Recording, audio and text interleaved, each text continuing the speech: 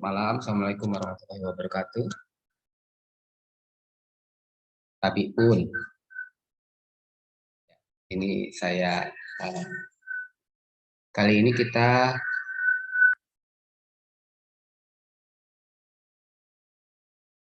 kita bicara apa namanya? Kali ini, bentar ya. Ini ada yang ini.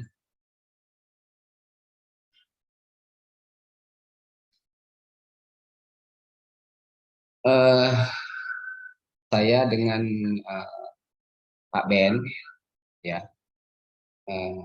menginginkan adanya semacam webinar lah itu biar berlanjutan daripada webinar-webinar yang telah dilakukan oleh para teman-teman yang ada di seluruh Nusantara. Storing bang, storing. Iya, storing itu.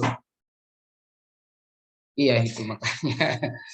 Gimana yang storingnya ini ya? Saya udah pakai headset ini. Oke, enggak lagi ya? Baik.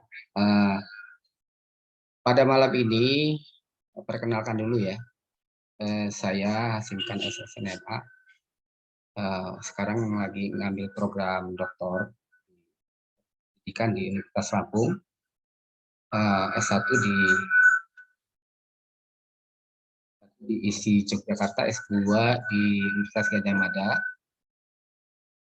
di mana saya banyak di prodi pengkajian seni pertunjukan dan seni rupa. Itu banyak sekali kalau di UGM itu banyak bicara tentang antropologi, sejarah, arkeologi, dan lain sebagainya. Kebetulan saya sendiri di program studi seni musik ya. Oleh sebab itu bicara musik daerah yang saya garap pada Gamelan Lampung.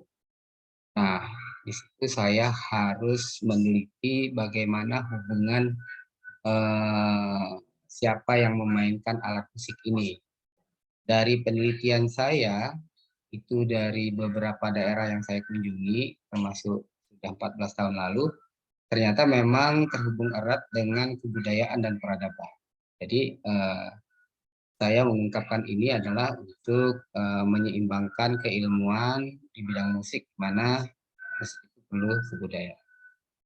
Nah, kali ini kemarin saya pernah mengangkat Aji Saka ya, luar biasa ilmu yang saya dapatkan dan mudah-mudahan kita share ke depan. Dan kali ini juga masih terhubung dengan peradaban, termasuk peradaban kebudayaan yang ada di Nusantara. Kita mengambil kali ini adalah tentang Nagara. Sebelumnya saya share dulu ya. Oke.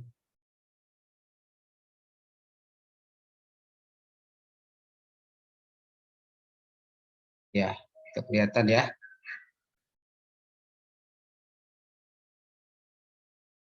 Ya, konsep Nagara sebagai pembentuk peradaban Indonesia, bahwa kegelisahan saya setelah turun ke beberapa daerah itu melihat kita bicara kebudayaan banyak di permukaan mengenai tentang sebuah kerajaan-kerajaan yang ada dan lain sebagainya. Tapi berupa kebudayaan-kebudayaan peninggalan leluhur itu memang sangat jarang sekali dikemukakan ya, digarap. Nah, saya menawarkan dan tim dan teman-teman menawarkan konsep yang lain bahwa naga dan ra ini apa sih bagi peradaban Nusantara, kan? Sebelum ke sana biasa saya pasti kebudayaan modal pembangunan bangsa Indonesia. Itu yang paling penting. Jadi selama ini mungkin kebudayaan belum menjadi modal pembangunan bagi bangsa Indonesia. Kemudian saya ulang lagi bahwa kita di pembangunan pendidikan dan kebudayaan itu adalah untuk memanusiakan manusia. Jadi bincang-bincang kita kali ini sebenarnya kita dialog ya, banyak saya dan Pak Kurniawan nanti mendapat masukan atau tambahan-tambahan ilmu bagaimana kebudayaan ini dan juga pendidikan itu bisa memanusiakan manusia, itu goalnya ya. Nah kemudian selama ini kita banyak bicara budaya dalam filsafat itu di aksiologis ya. Jadi yang pertama adalah ontologis itu bicara apa. Misalnya nanti nagara itu apa dalam filosofis ya, dalam filosofis yang dalam apa. Nah kemudian epistemologis itu bicara bagaimana. Kemudian aksiologisnya adalah apa namanya untuk apa. Jadi biasanya kita selalu bicara ini untuk apa dan lain sebagainya. Tapi naga sendiri apa, ra itu apa. Nah itu yang belum tergali sama kita ya. Mudah-mudahan mulai malam ini kita bisa menggalinya. Kemudian saya mengulangi lagi nanti memang banyak perdebatan ya bahwa konsep teori X ini perlu saya sampaikan kembali bahwa ini teori perdamaian dunia menurut saya. Ini adalah bahwa A sama dengan dan tidak sama dengan B. Jadi di konsep di sini di bawah atau di kalau kita lambangkan di bumi ya, A itu tidak sama dengan B. Jadi misalnya naga itu konsep yang saya baca, konsep yang sudah ada, yang ada di internet itu bisa jadi berbeda dengan yang ada di masyarakat. Dan di masyarakat juga itu pasti berbeda antar masyarakat. Misalnya naga bagi masyarakat Sunda bisa jadi ada secara ontologis saya rasa sama ya secara ontologis, tapi secara aksiologis itu bisa jadi berbeda. Nah disinilah kadang-kadang berbenturan ya, yang di sini ya saya lah yang benar, yang di sana saya lah yang benar dan lain sebagainya, sehingga kita habis waktu di sini sebenarnya. Tapi kalau kita tarik ke atas itu A itu sama dengan B. Jadi naga, konsep naga yang ada di Sumatera Utara misalnya dengan konsep naga yang ada di Bali atau di Kalimantan ya sama sebenarnya, yaitu menuju X ya. X ini artinya sang pencipta ya, yang menciptakan. Ini adalah konsep langit ibaratnya gitu. Jadi kita selama ini banyak berkutat di aksiologis dan kita ya perbedaan tuh wajib lah, wajib memang karena memang di dalam Al-Qur'an juga disebutkan kan kalau agama Islam itu kami jadikan kamu bersuku-suku berbangsa-bangsa untuk saling mengenal. Justru sebenarnya konsep yang mau kita kembangkan nanti adalah perbedaan itu menjadi hal yang lumrah. Itu yang diinginkan. Jadi kita tidak habis waktu di oh yang punya saya begini, punya Anda begini.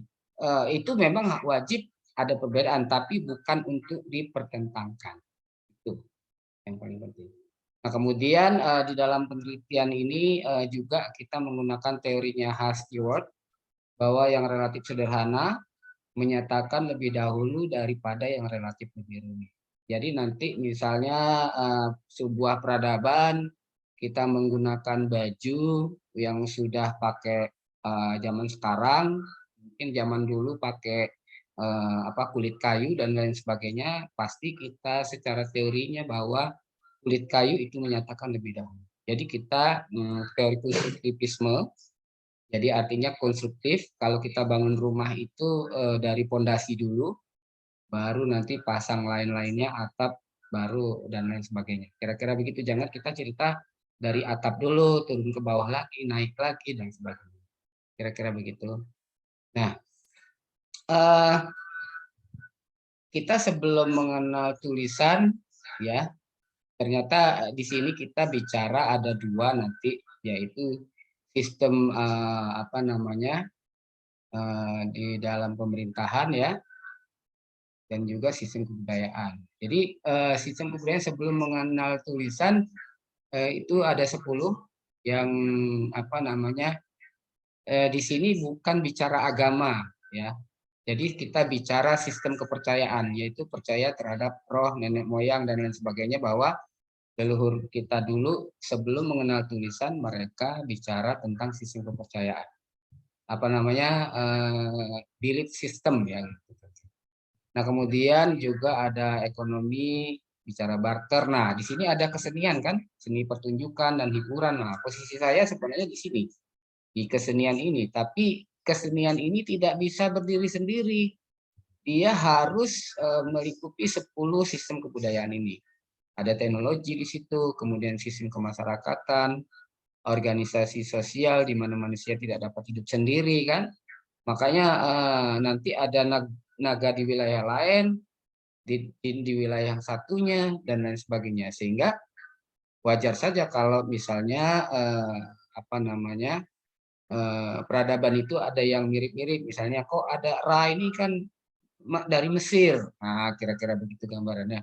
Ya bisa jadi zaman prasejarah kita sudah ada hubungan ya, jadi bukan berarti semua Ra itu dari Mesir, bisa jadi kan.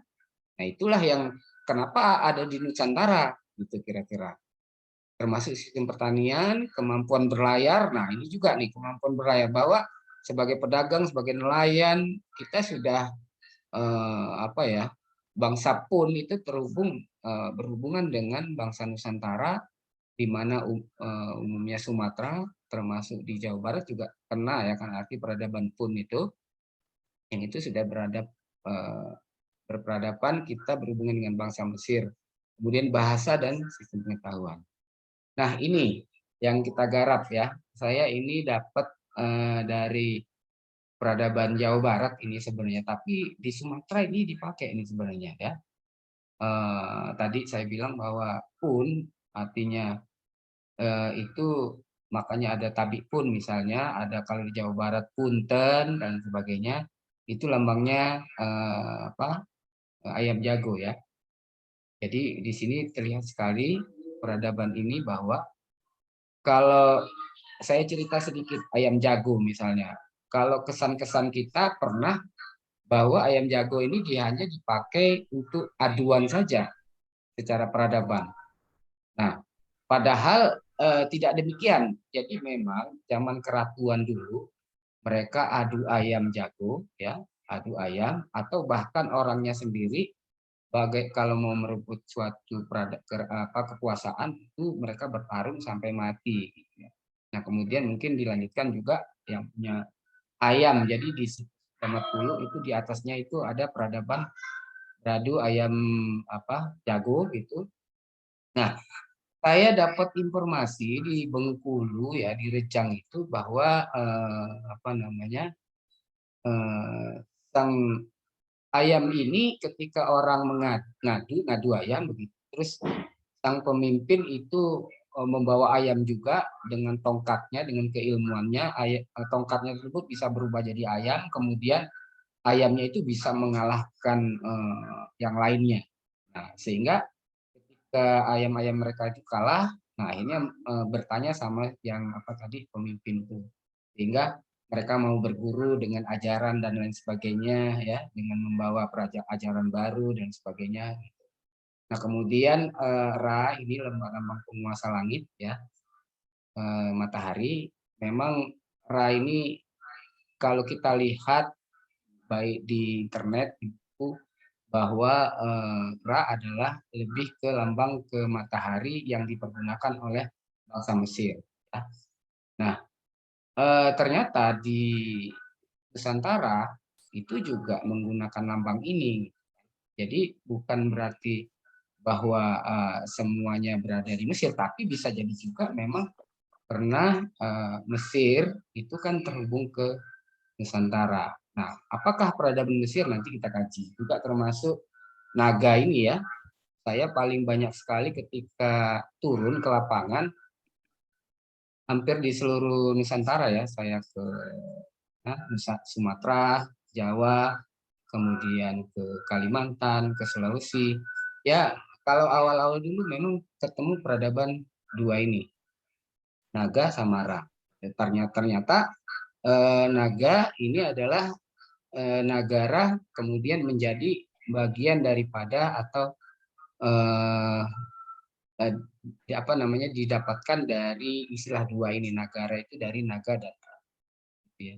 Dan mungkin ini juga kita lanjutkan saya bahwa Mulano Aji atau eh, apa namanya mula jadi yang ada di konsep di Sumatera Utara, ya, juga Sumatera bagian selatan dan sebagainya. Ini adalah konsep Tuan Langit Baru Nawangsa. Jadi bahwa kalau ini konsep di Lampung ya, konsep Tuan ini tuan sebenarnya pada zaman dulu mungkin bahasa Melayu kuno ya gitu ya. Tuan itu adalah pemilik gitu, memiliki atau penguasa langit dan penguasa lautan.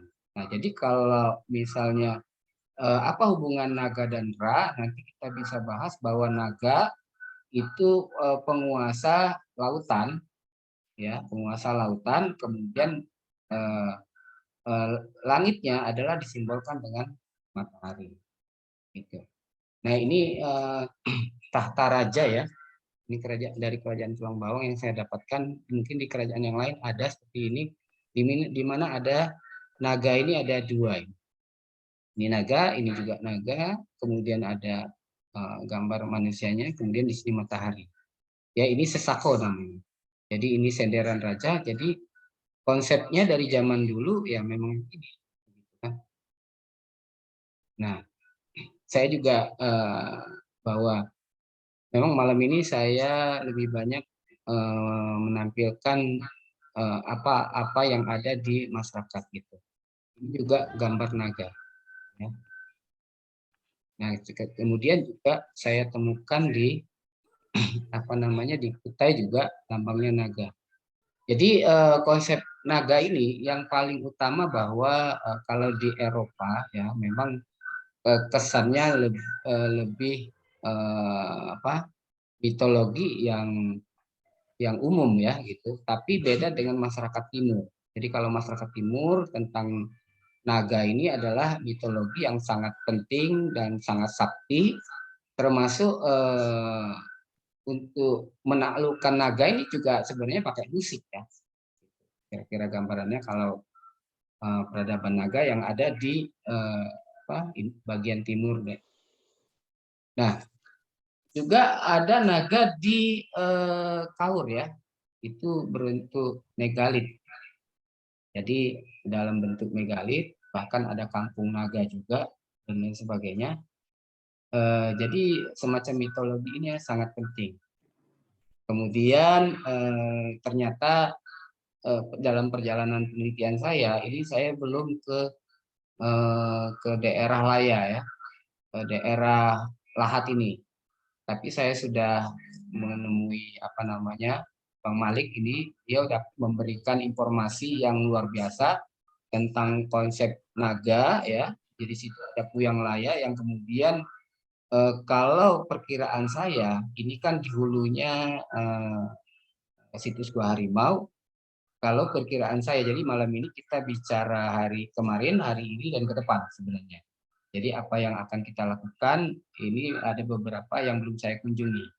Termasuk tadi yang ada di Kaur ya, ini juga akan sudah ada tokohnya, nanti akan saya kunjungi di sana, di mana di sana katanya ada peradaban Sriwijaya. Dan saya ke Kaur, apa saya bilang Kaur ini? Oh ternyata Kaur itu adalah kahuripan. Ya. Nah, jadi kahuripan ini kita tahu sendiri bahwa Airlangga juga dari Kahuripan ya, membuat kerajaan Kahuripan. Kemudian ternyata si Mata Empat yang ada di Tanggamus, Lampung, itu yang kami perkirakan ini, tapi baru diperkirakan ya, terhubung dengan Aji Saka, di mana gelar beliau itu ada beberapa gelar ya. Nah, kalau untuk mencari apa namanya, ternyata si Mata Empat ini dia di air sungai Waingarit. Nah, Ngarit Urip. Ada di sebelahnya kampung apa namanya Pokon Urip. Nah, itu jadi istilahnya semacam itu. Peradaban yang ada di Kaur dan itu pernah dilakukan tahun berapa ya, pertemuan raja-raja Nusantara di sana, dan mereka yakin sekali bahwa nanti suatu saat akan ada pemimpin, keluar pemimpin, ya, diperkirakan mungkin entah dari Nusantara, tapi memang peradaban Kaur ini sangat luar biasa kalau menurut saya. Justru apa namanya, keturunan para dewa dan sebagainya itu bisa sampai seperti yang apa namanya, Puyang Laya. Ya, yang Laya ini mungkin jadi Melayu nanti, ya, Laya, Melayu dan lain sebagainya. Di situ juga kata Bang Malik ini bahwa ada gong, kemudian ada air terjun yang di dalamnya ada goa dan sebagainya. Itu perlu kita teliti lebih lanjut ke depannya. Tapi yang jelas di sana memang ada peradaban naga, ya. Nah, untuk di Jawa sendiri bahwa naga adalah makhluk mitologi Jawa yang telah direka setidaknya sejak zaman Majapahit. Jadi makhluk ini memiliki wujud seperti ular raksasa, mirip dengan naga Tiongkok, dan pada umumnya digambarkan mengenakan mahkota dan tampak kaki. Jadi bisa kita lihat tadi di Sumatera, di Kalimantan, di Jawa, ternyata ada peradaban naga ini gitu. Jadi disinilah perlu kita komunikasikan, perlu kita diskusikan apa sih secara peradaban naga ini bagi masyarakat Nusantara, ya.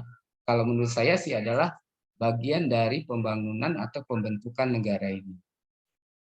Nah, di samping itu di samping itu juga bahwa ada suku naga, ya, di Ogan Batu Raja.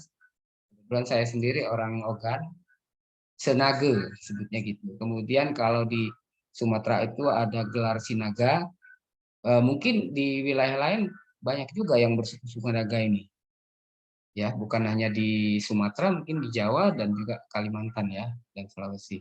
Tapi yang jelas tadi kita lengkapi bahwa baik dari arkeologi, kemudian antropologi, bicara manusia, bicara suku juga ternyata terhubung juga jam itu. Nah, kemudian kita berhubungan dengan Raja Sriwijaya, Dapuntahyang Sriwijayanaga.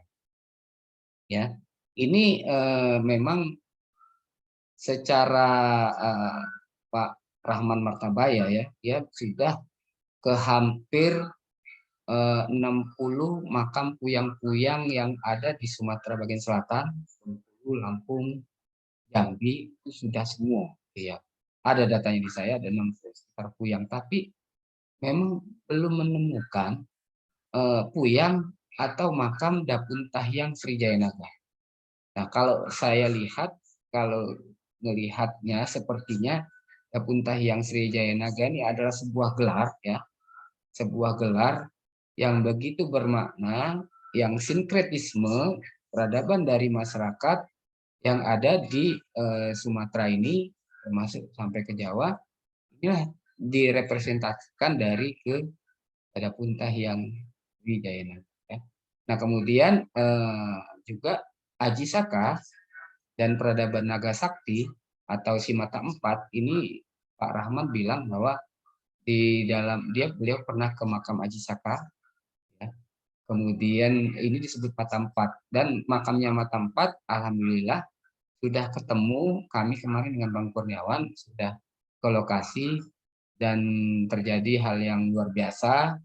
Mungkin kita teliti ke depannya apa namanya, termasuk keturunannya itu ada Radin Faturrahman, ya. Beliau memang mata 4, ya. Jadi artinya dari segi fisik saja sudah punya kelebihan gitu. Mata 4 di sini bisa melihat dari sudut 8 penjuru mata angin atau 8 penjuru mata angin dan lain sebagainya. Jadi keturunan saja punya kelebihan, ya, punya kelebihan yang supranatural lah, kira-kira begitu. Nanti akan kita korek lah, artinya apa yang terjadi, terutama peradaban yang ada di Nusantara ini melalui Sumatera bagian selatan terutama, ya. Ya, jadi simbol memang matahari juga kita temukan Rakian itu istilah yang ada di Gua Harimau, Puyang Rakian.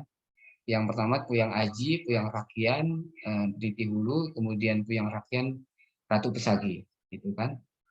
Kemudian simbol matahari ini adalah yang berhubungan. Kalau yang ada di Rejang itu ada namanya kuyang serunting, ya.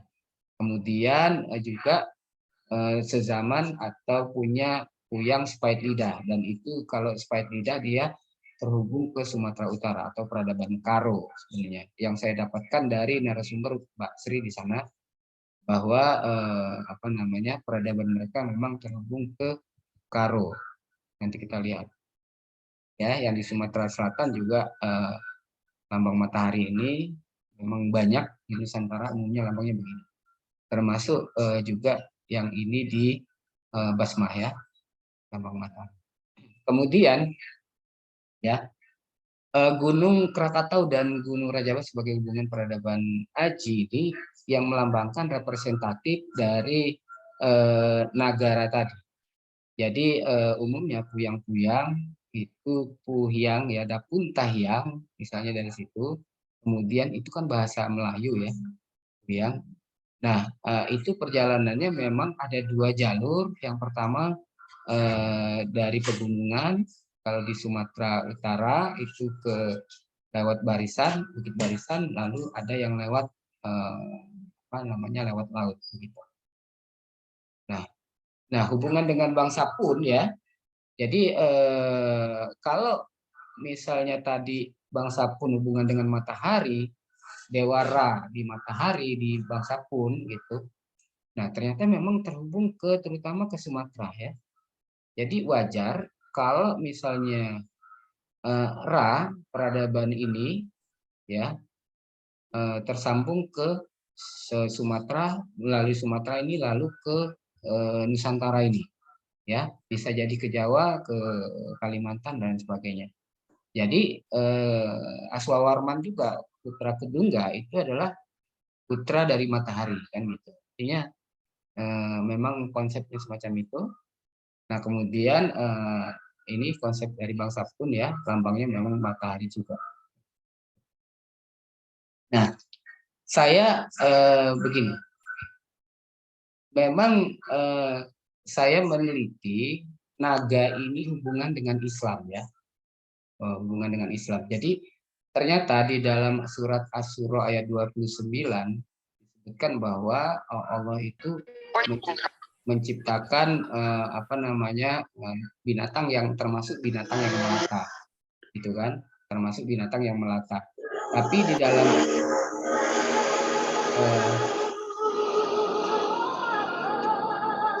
ya mohon maaf Mbak Diana. Halo Mbak Diana. Oke, kita lanjutkan.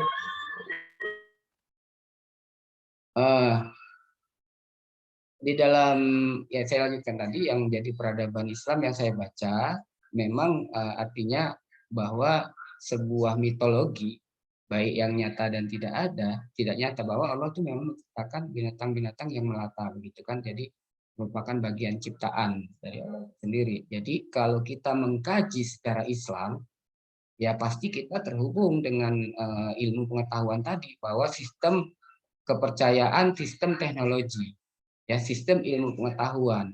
Nah, bagaimana mitologi naga itu ternyata memang ada di dalam Islam.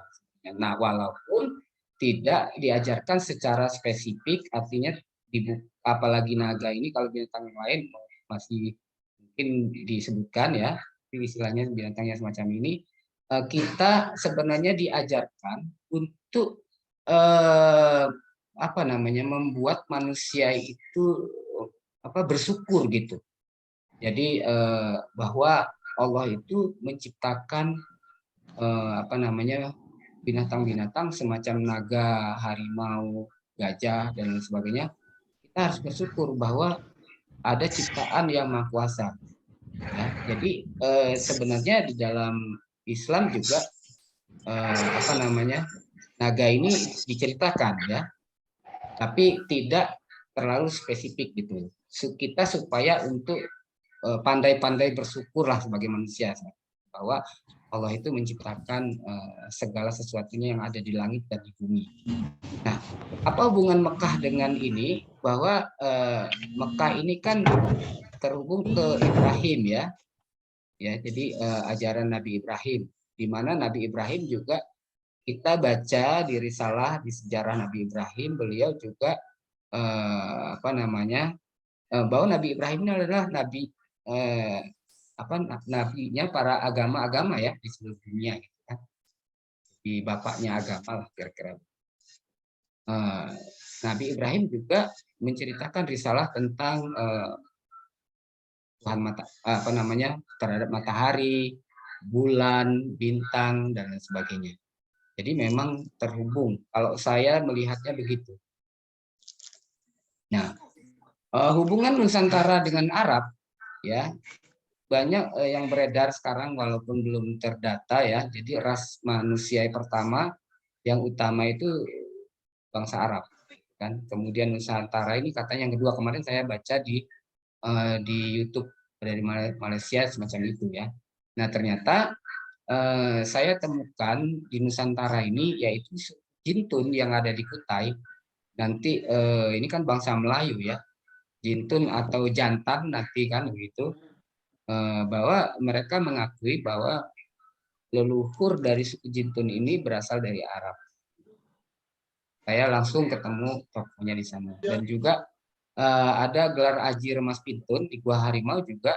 Ini ibaratnya kalau kita gambarkan semacam ada hubungan antara Jintun dan Pintun. Jadi memang di mana peradaban Kalimantan dan Sriwijaya yang ada di Sumatera bagian selatan itu sangat terhubung erat, ya erat sekali peradabannya, banyak kesamaan termasuk bahasa juga, termasuk ada Kutai Lampung di sana.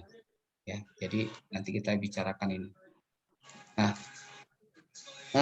jadi bahwa negara ini konsepnya ada dua, yaitu di dalam ajaran dan pemerintahan. Nanti Bang Kurniawan bisa menjelaskan ini tambahannya, bahwa konsep negara ini di dalam apa namanya ajaran dan pemerintahan. Nah kalau kita lihat ya, saya sih menggunakan teori yang relatif sederhana, menyatakan lebih dahulu daripada yang relatif lebih rumit. Yang terbaru keluar itu daerah peradaban Karo ya, yaitu Sumatera Utara, memang atau dikenal sebagai peradaban Hindu ya.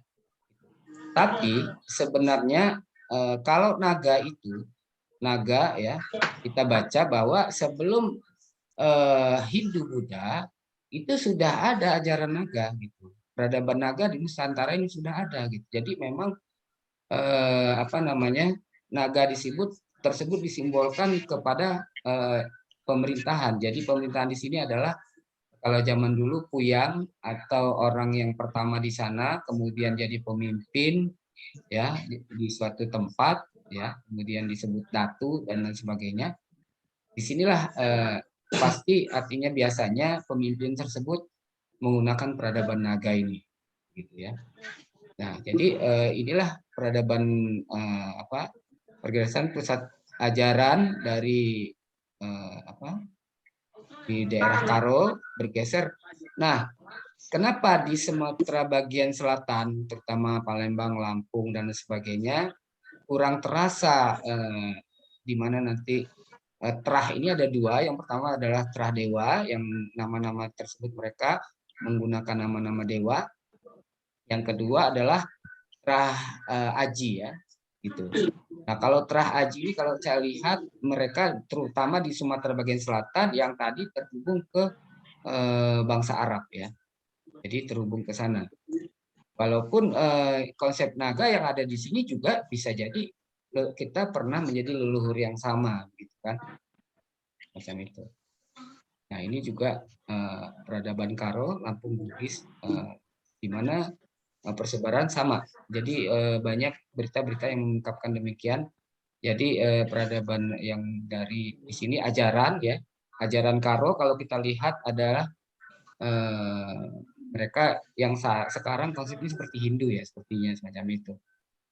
Tapi awalnya dulu sama seperti kita bilang bahwa di Sumatera Utara juga ada peradaban naga di mana sebelum zaman Prahindu. Nah ini ya, jadi ini yang kita lihat di Karo ya. Selama ini Kalau Hindu itu kita lihat hanya di Bali ya sebenarnya. Tapi sebenarnya ternyata di Sumatera ya terpapar juga ini peradaban semacam ini ya. Terpapar juga nanti sampai Lampung, sampai nyebrang ke Jawa Barat, ke Jawa, terakhir di Bali semacam itu. Nah, ini buktinya ya. Buktinya ada Ganesha di situs Damarpulu ini di Lampung. Ya, Sri Ganesha ini. Namanya aja Sri Ganesha ya, termasuk Sriwijaya ya. Sriwijaya, kata-kata Sri ini adalah dari peradaban dewa ya, dari Trah Dewa. Ya, yang kemudian menyatu dengan Trah Haji yang ada di Sumatera bagian selatan. Macam itu. Nah, Pacaroko yang ada di Tengger, kita lihat ya. Apa bedanya coba? Kan sama juga gitu. Upacara Karo yang ada di Tengger juga sama yang Karo yang ada di Sumatera Utara. Ya. Nah, di peradaban ini kan jelas tuh bahwa dari segi apa ya? Dari segi ajaran ya pasti menyatu dengan ke pemerintah gitu. Jadi ajaran dan kepemerintahan itu ya tidak terpisah sih sebenarnya. Di mana konsep naga dan Ra, suatu kepercayaan, suatu sistem kepercayaan, juga dia berhubungan dengan suatu kepercayaan. Nah, ini yang kita dapatkan yang ada di situs Gua Harimau ya, situs Haji. Ya, kenapa di Sumatera bagian selatan itu, terutama Lampung yang memang ada Trah Dewa ya. Kalau di Bengkulu itu kurang terasa ya, kecuali mungkin di Kaur ya. Kalau di Palembang itu kurang. Yang ini konsepnya, jadi Tuhan Langit Baru Nawangsa ya. Ya ini seperti yang minggu kemarin yang pernah kita tunjukkan bahwa memang peradaban ini nanti terhubung ke 4 penjuru mata angin, nanti lebih diterangkan oleh Bang Kurniawan. Ya. Nah, saya kembali ke inilah bagian saya ya. Jadi naga sakti ya. Jadi ini terhubung ke Nabi Haidir ya, atau naga sakti. Nanti dan hubungan dengan alat musik, ternyata di Sumatera bagian selatan itu ada serunting sakti. Ya. Nama suatu pemimpin lah pada waktu itu namanya serunting sakti ya. Nah, memang di Lampung Barat tuh ada saron. Kalau mereka nyebut sahon gitu ya. Serunting dari sahon. Artinya memang peradaban sebuah pemerintahan, kemudian yang terhubung dengan ajaran. Nah, di dalam ajaran itu mereka membutuhkan sarana atau alat. Ya, salah satunya adalah musik.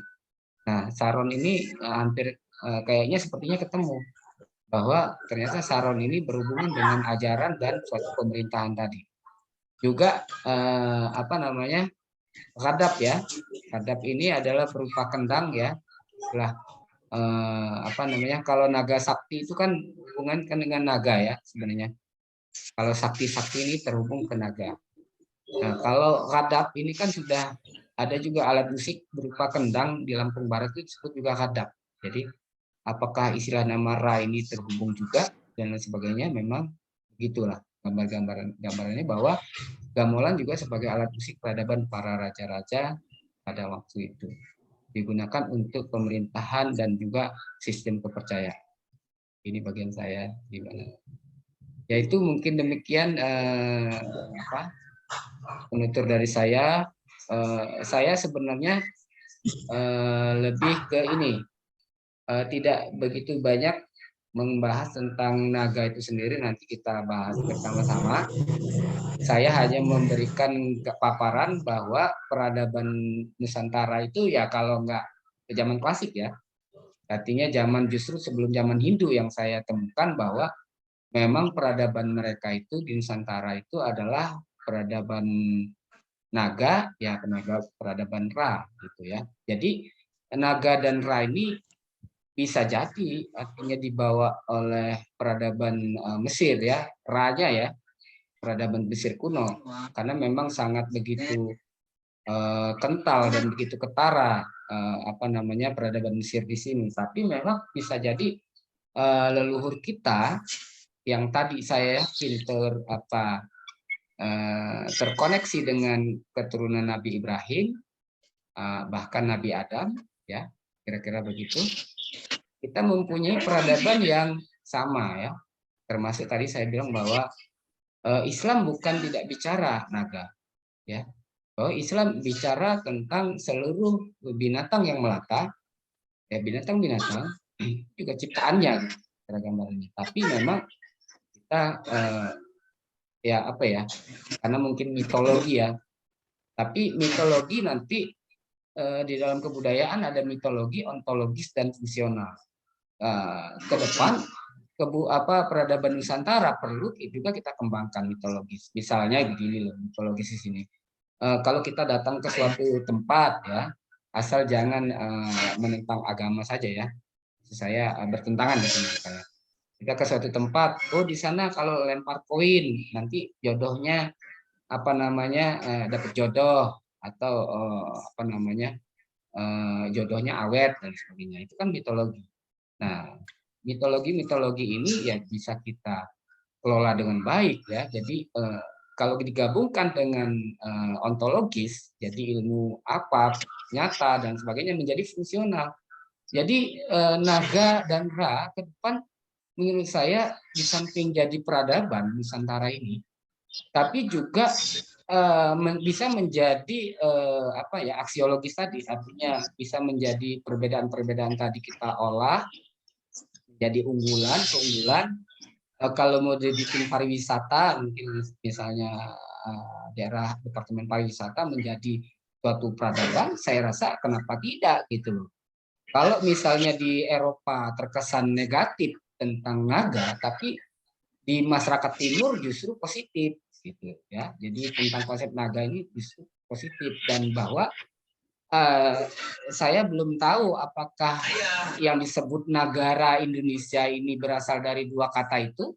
Tapi kalau saya yakin sih karena ada kerajaan Tarumanegara di Jawa Barat. Kalau saya yakin sebenarnya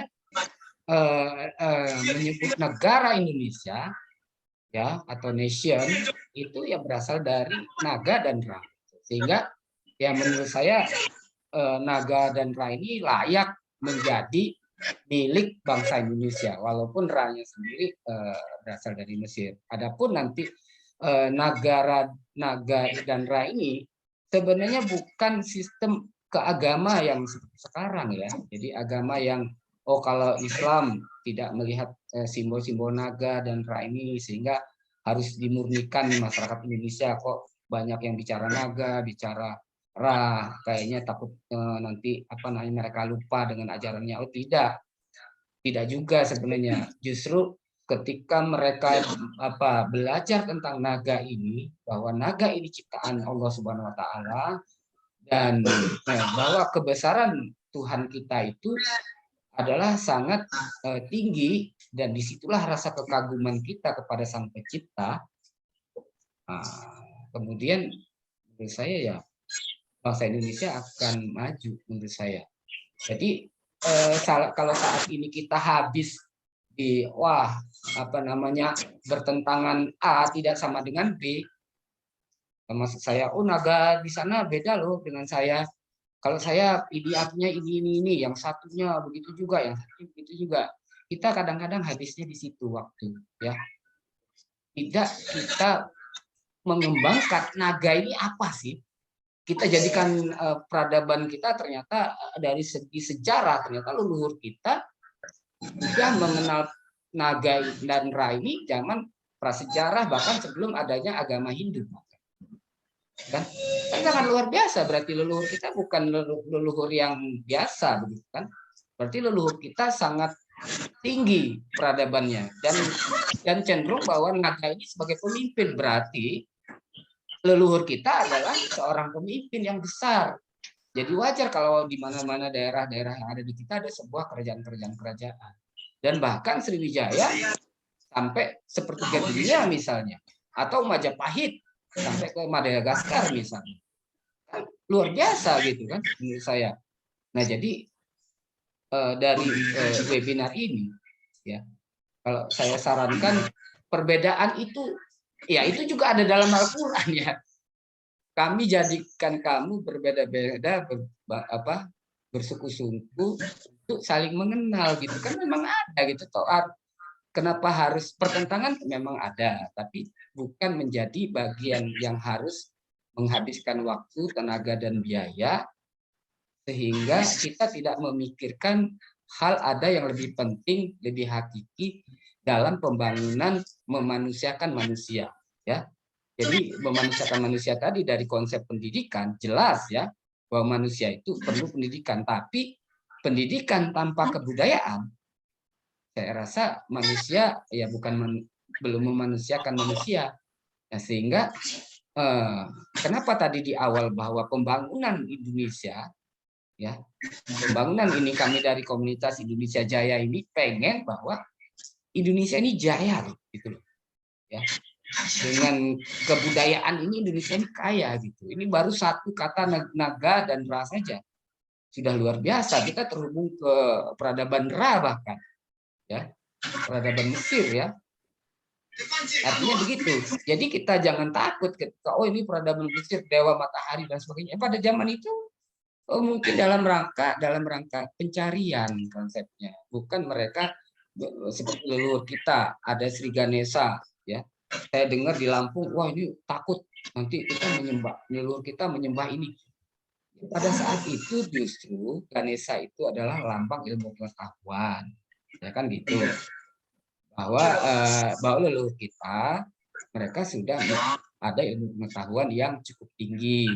Nah, dalam mereka mencari, ya, istilahnya Nabi Ibrahim saja masih mencari dan mencari matahari itu apa, apalagi leluhur kita yang bisa jadi terpisah ya dari peradaban bangsa Arab tadi, ya, dari Nabi Adam dan sebagainya. Nah, disitulah kita semoga bangsa Indonesia ke depan ya, mulai saat ini perbedaan itu adalah hal yang tidak bisa kita elakkan ya, perlu kita lakukan pencarian di mana perbedaan-perbedaannya, makna dan sebagainya, tapi bukan menjadi bagian untuk perpecahan. Bahkan konsep kebudayaan ini bagian dari persatuan, dan pemerintah saya justru harus segera ini mengambil angle kebudayaan ini bagian dari pembangunan bangsa ini. Gitu. Jadi jati diri bangsa Indonesia itu bisa bangkit gitu loh. Jadi kenapa kita belum bangkit, belum menjadi bagian diri kita sendiri, dan belum menjadi bagian yang besar, dan belum kreatif ya. Saya berikan contoh, saya ilmu gamelan ya. Saya bisa menciptakan lagunya, saya bikin sebagai komposer, saya juga sebagai arranger di situ, saya juga sebagai konduktor, saya juga pembuat gamelan, owner, ya kan. Artinya satu produk budaya, satu orang itu bisa menciptakan masyarakat Indonesia yang produktif, bukan sebagai konsumen, tapi kita sebagai produsen. Itulah dari komunitas Indonesia Jaya menginginkan ke depan bangsa Indonesia adalah yang benar-benar jaya, ya, benar-benar hakiki, bahwa peradaban kita yakin bisa meningkatkan, mewujudkan Indonesia Jaya itu. Mungkin demikian Mbak Fani, saya akhiri. Assalamualaikum warahmatullahi wabarakatuh. Pemaparan yang sungguh luar biasa dari Bapak Hashim Khan. Terima kasih. Apakah disediakan ruang untuk tanya jawab dari Bapak Hashim? Minimal dari Pak Kurniawan dulu deh. Sekalian. Menit. Oke. Iya, nanti kami lanjutkan kepada narasumber yang berikutnya, Bapak Kurniawan Wijaya, kami persilahkan. Assalamualaikum warahmatullahi wabarakatuh. Pun, selamat malam. Iya Pun, selamat malam. Saya ucapkan terima kasih kepada Pak Hashim. Sebenarnya kita ini aja Pak ya, karena baru dapat info juga dari pagi kita mau ada webinar. Namun memang sebelumnya kita terima kasih yang sebesar-besarnya pada para sesepuh para tokoh yang mengikuti webinar itu. Yang menyambung dari pemaparan Pak Hasim mengenai negara, peradaban negara yang berhubungan dengan kita ya, Indonesia. Jadi saya sangat setuju bahwa konsep Anda sebagai penguasa saya adalah bumi dan lautan, kemudian konsep Ra itu ajaran. Ajaran ini kan berkembang sesuai dengan keyakinan. Jadi kita tidak bicara tentang suatu agama, Pak ya. Nah, jadi saya melanjutkan secara ajaran bahwa selama ini simbol matahari sebagai ajaran itu banyak kita temukan, Pak ya, dalam Surya Majapahit ataupun kajian berhubung matahari yang kita di Sumbaksel, Pak ya. Dan 8 penjuru mata angin yang disebut bahwa itu adalah simbol matahari itu dalam kajian ataupun ajaran itu pun ada dalam konteks Arab, Pak. Di sini saya secara garis besar ini bukan buatan saya, terus terang saja, Pak. Jadi bukan buatan saya. Ini saya dapatkan dari apa namanya ilmuwan, Pak ya. Ada wasilah ilmuannya. Jadi di sini saya ambil daripada Akmali, Pak. Di sini ada 8 juga. Mim ha mim dal alif lam lam ha, ini dalam Arab, Pak ya. Kemudian di dalamnya itu ada Ar-Rahman Ar-Rahim, di mana kita harus hidup memang saling mengasihi, menyayangi. Dan kemudian yang di dalamnya ini adalah ada 8 juga, 1, 2, 3, 4, 5, 6, 7, 8, titik 1 di tengah, sama dengan simbol yang sering dipakai di daerah Nusantara, sama, Pak. Dengan 8 penjuru, kemudian 1 titik di tengah seperti yang dijabarkan oleh Pak Hasim tadi. Nah, di sini ada proses kehidupan, Pak ya, dari mulai kudus, kodim, ini secara garis besar, Pak ya, Jannatu Adam, Dzurriyyat, Amalat, kemudian di dunia, kemudian kubur, kiamat, akhirat. Jadi proses kehidupan manusia. Ya, jadi saya menyambungkan antara ajaran ini, Pak ya, ajaran, karena ajaran kan sesuai dengan keyakinan masing-masing kepada suatu ajaran, Pak. Jadi simbol matahari yang selama ini dipakai di seluruh dunia,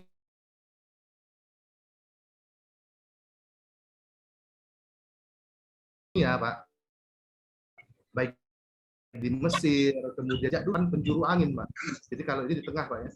Nah, jadi saya gambarkan konsep ini, dan ini bukan buatan saya, Pak. Ini dari memang lanjarannya seperti ini, Pak. Asal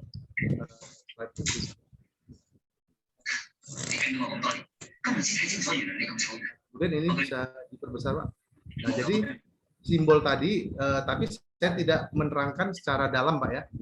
Jadi tauhid ini kita bicara tentang ajaran, karena tauhid, Pak, itu bermula dari Nabi Adam terus, Pak ya, di sini. Jadi saya ada datanya memang dimulai dari Nabi Adam terus seperti itu, Pak ya,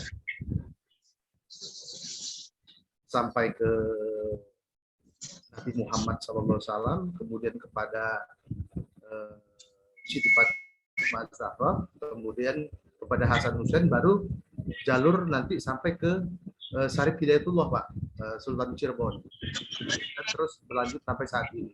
Jadi dasarnya seperti itu, Pak. Saya gambarkan untuk terkait ajaran, Pak ya, yang berkaitan dengan 8 penjuru angin, tadi simbol-simbol matahari, 8 penjuru mata angin, dan 1 titik di tengah.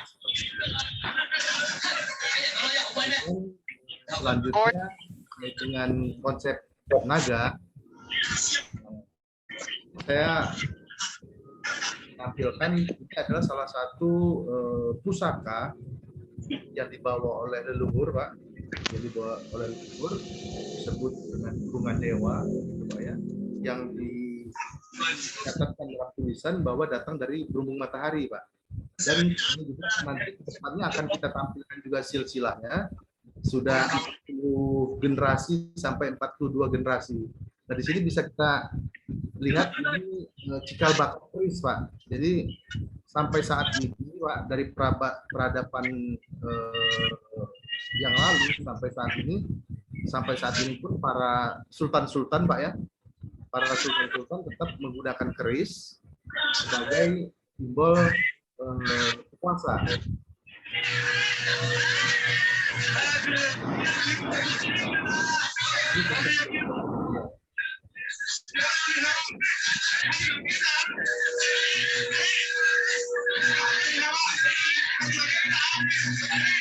Itu suara siapa itu? Tolong di mute, tolong.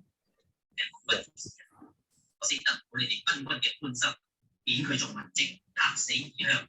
我以朝中無大將，能你呢幾隻小螳螂當大軍。 Jadi pemaparan yang materi yang saya sampaikan itu Pak ya terkait dengan apa yang sudah disampaikan oleh Pak Hasim tadi mengenai suatu ajaran, juga terkait dengan ajaran ini adalah disimpan Ra itu adalah matahari, kemudian di situ simbol juga penguasa langit, kemudian naga itu lebih ke arah penguasa bumi, Pak, dan lautan, karena 3/4 bumi ini adalah lautan. Jadi simbol naga yang diwujudkan dalam bentuk keris, Pak ya, walaupun dengan berjalannya waktu itu ada perubahan seperti itu, Pak. Namun lekukan keris itu lebih cenderung kepada gelombang laut karena itu adalah konsep maritim. Saya lihat seperti itu, Pak.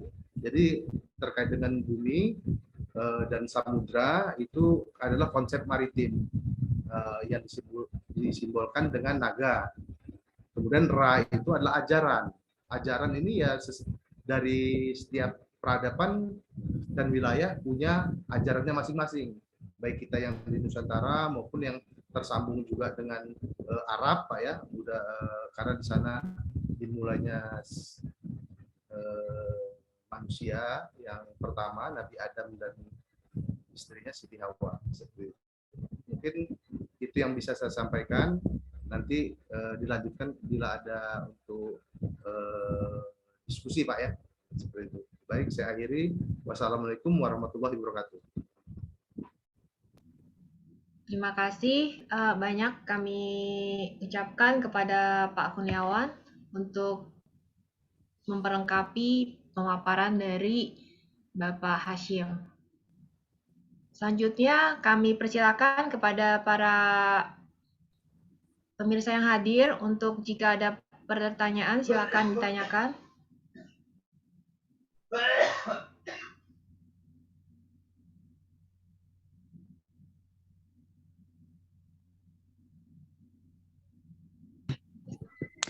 Ya, selamat malam. Malam. Perkenalkan, untuk suara saya dengar Pak ya? Jelas Pak. Iya. Ya, Jadi jelas. mohon maaf.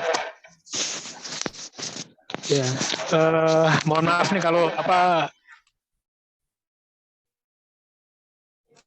Oke. Cek sound ini ya, jelas ya. Nama saya Devian Saputra. Mungkin mewakili dari apa? Media milik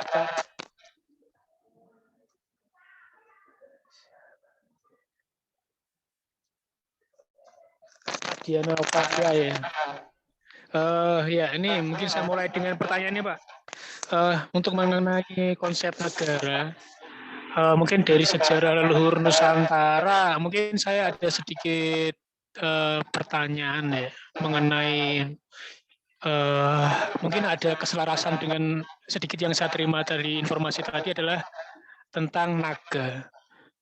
Jadi untuk Noto Negoro atau Nata Nagara itu pernah saya mungkin baca dari referensi dari Ronggo Warsito ya.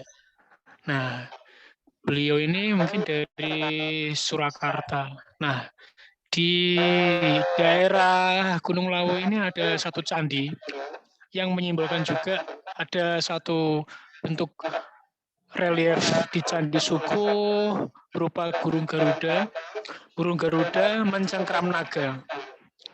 Nah, itu mungkin satu hal yang masih mungkin bisa kita eksplor lebih jauh secara spiritual ya kan. berhubung di Candi Sukuh itu juga sama halnya, mungkin ada satu bentuk candi di mana itu bentuknya hampir seperti candi-candi yang ada di Sukumaya gitu kan, dan Sukumaya itu kan identik dengan matahari. Nah, kira-kira apa kaitannya ya kira-kira antara matahari, naga, dan Garuda? Mungkin itu yang perlu kita eksplor dengan daya cipta jauh untuk bisa merenung bersama gitu. Demikian Pak untuk pertanyaan yang ingin saya ajukan. Demikian Pak.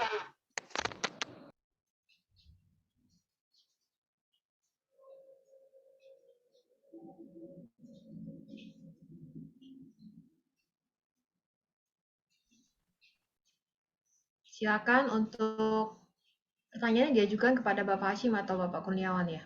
Silakan. Oke, baik. Mohon maaf saya off cam ya, karena mungkin sinyal agak sulit ini sinyalnya.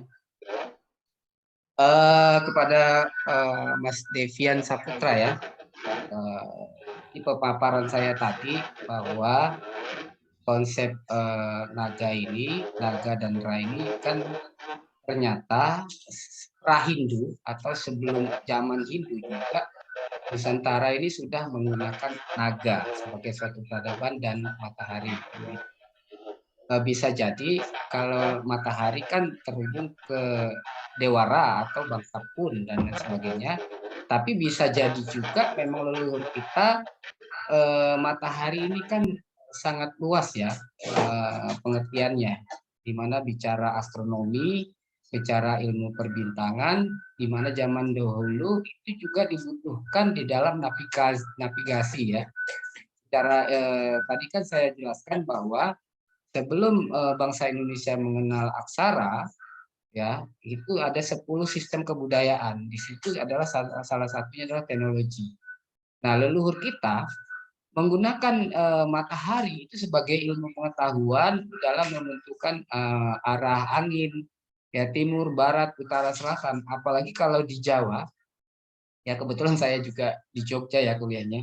Kalau mereka itu tidak bicara kanan, kiri, atas, depan, bawah loh. Kalau di Sumatera belok kanan, belok kiri, ke depan dan sebagainya. Tapi kalau di Jawa ngulon ya, wetan, artinya timur, barat, utara, selatan. Bicaranya begitu, dan itu kalau zaman dulu saya pikir ya, pikir dan saya yakin leluhur kita itu menggunakan matahari sebagai konsep pusat rasi bintang, pusat peradaban masyarakat di Nusantara ini. Jadi wajar kalau ada matahari di peradaban manapun di Nusantara, termasuk di Jawa ya. Kebetulan saya juga pernah ke Sukuh ya, Candi Sukuh ya, Candi Cipto juga. Alhamdulillah saya pernah ke sana. Saya hampir seluruh candi-candi yang ada di Jawa sudah semua, Candi Jago, Panataran ya, kemudian Candi Bajang Ratu dan lain sebagainya. Waktu saya di S2 UGM dengan Profesor Timbul itu mata kuliah arkeologi, kita keliling candi-candi yang ada di Jawa, salah satunya juga tadi ya. Di situ memang terdapat lambang naga ini. Seperti yang saya bilang bahwa mitologi naga ini kan konsepnya naga sakti, dan dia sumber sebagai penguasa ya, penguasa wilayah. Jadi artinya kalau Candi Sukuh itu ada naga, berarti yang buat itu bukan orang sembarangan gitu. Jadi dia adalah seorang raja atau pembesar atau pemimpin suatu pemerintahan yang juga sekaligus mempunyai ajaran. Nah, gitu ya. Jadi perlu dikasih tahu tuh masyarakat Jawa Nusantara ya, bahwa perlu mereka ajak jalan-jalan lah Candi Sukuh.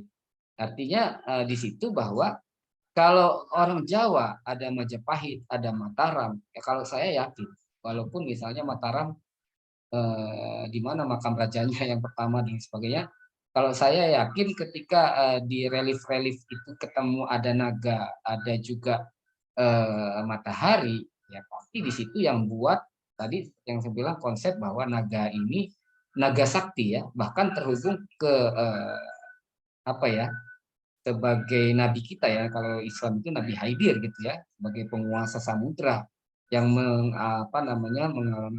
mendamaikan alam gitu kan, yang bertugas hanya untuk mendamaikan alam.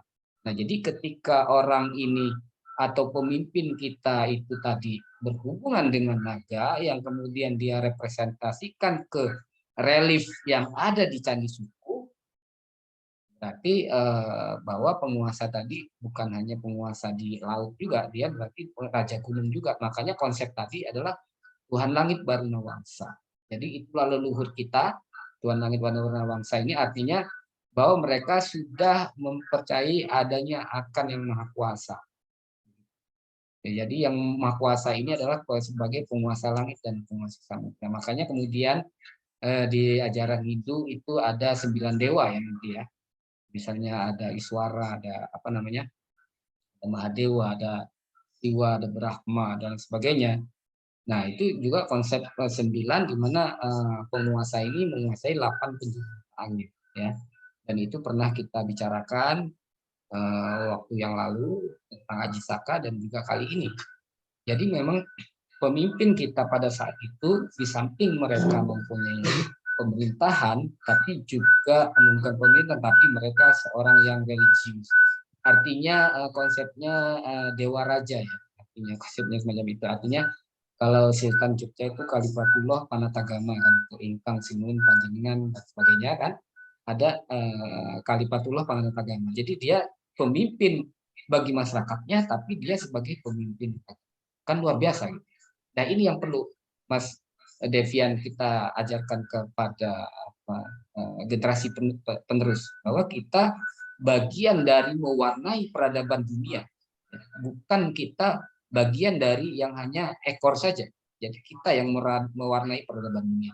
Saya setuju dengan Pak Santo Sabahit yang sering bahwa Nusantara adalah mewarnai ya dunia. Kira-kira begitu gambarnya. Ya, mungkin kalau ada boleh tanya? Mungkin ke Mas ini dulu, Pak Kurniawan. Saya ini ada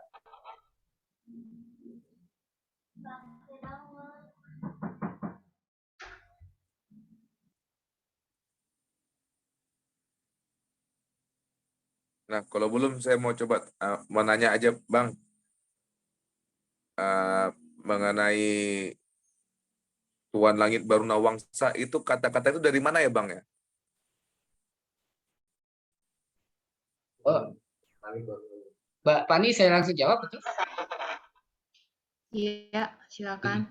Ya, jadi saya ada catatan dari buku Tambo tentang Kerajaan Tulang Bawang. Dan memang kalau Tambo yang asli itu masih ada di daerah Sukau ya. Tapi dalam catatan yang saya dapat itu nama beliau itu masih ada, tapi saya belum ke sana ya. Saya baru dapat yang catatan bukan Tambo yang yang berupa dari tulis kayu ya, tapi udah dalam catatan mereka itu bahwa Kerajaan Tulang Bawang itu dengan rajanya adalah Tuan Langit Baruna Wangsa tahun 200 sebelum Masehi sampai abad ke-16 itu. Jadi memang itu saya sendiri waktu itu nggak tahu istilah Baruna itu apa gitu. Setelah artinya saya sebagai orang awam ya, sebagai umi gitu ya, sebagai tidak kurang begitu mengerti tentang peradaban apalagi zaman sebelum Islam ya. Istilah Baruna, istilah Brahma itu memang kurang saya perdalami semacam itu. Tapi ketika di lapangan saya menemukan ada Sri Ganesha gitu kan, yang 3 kali 9 meter, kemudian ketemu bukunya tentang raja-raja tulang bawang, di situ disebutkan bahwa ada istilah itu, Bang. Jadi itu memang di Tambo ada. apa tuh, Bang? Di Tambo apa, Bang ya? Yang aslinya kalau itu kan udah terjemahan ya, udah terjemahan. Iya, judulnya apa ya? Saya lupa itu. Ada di saya judulnya, bukunya. Nanti kalau mau di-share saya bisa saya kasih share gitu.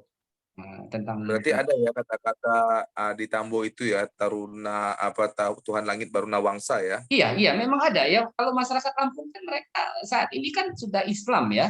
Mereka nggak mengenal istilah ajaran yang Baruna itu mereka nggak tahu.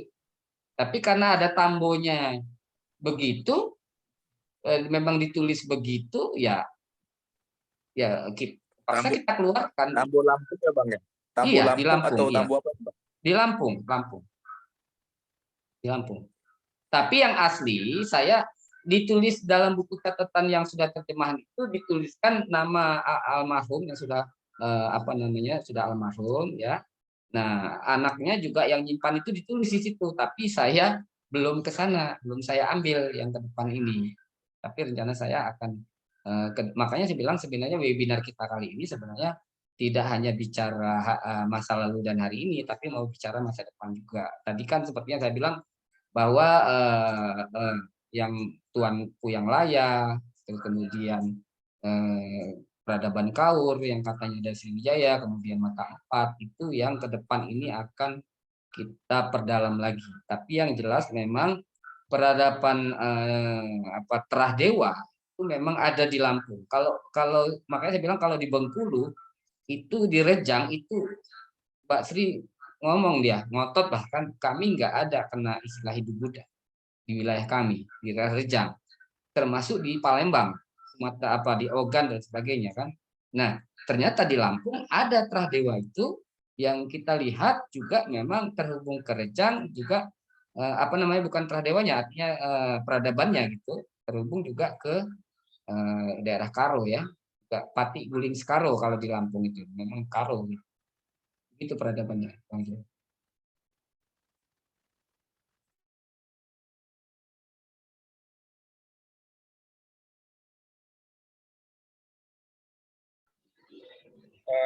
Kalau ada yang lain, Bapak.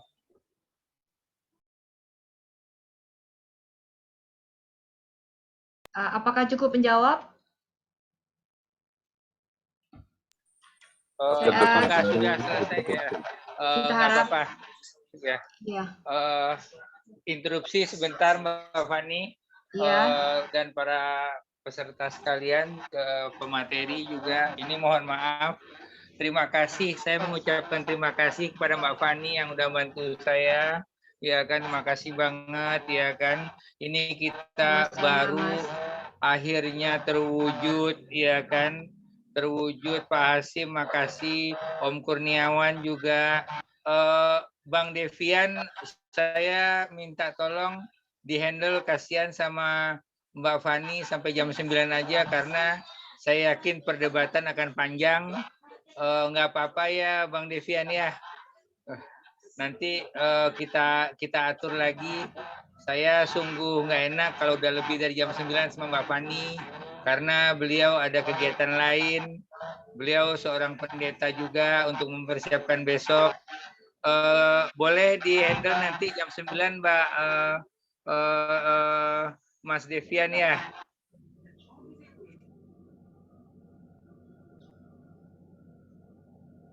Silakan Mbak Fani, ada yang nanya yang lainnya silakan. Iya, terima kasih untuk sambutannya Pak Mas Ben. Ini kami persilakan jika masih ada pertanyaan yang ingin diajukan.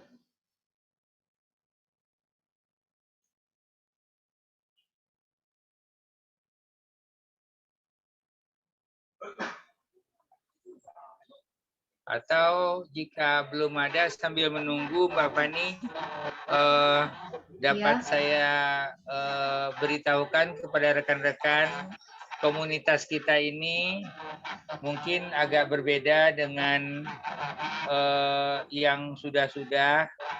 Akan saya upayakan untuk menyimpulkan semua materi ini menjadi sebuah tulisan yang akan kita terbitkan menjadi sebuah buku,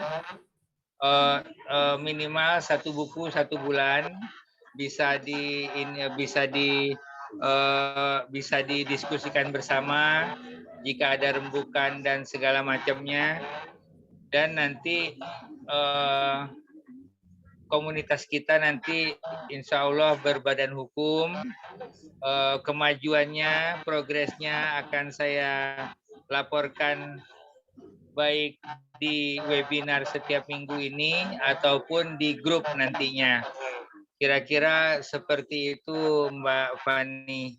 Iya, Apa luar biasa, namanya? Mas Ben. Ya, jika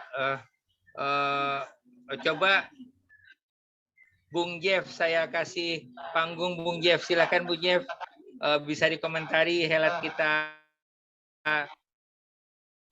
malam minggu ini, Bung Jeff.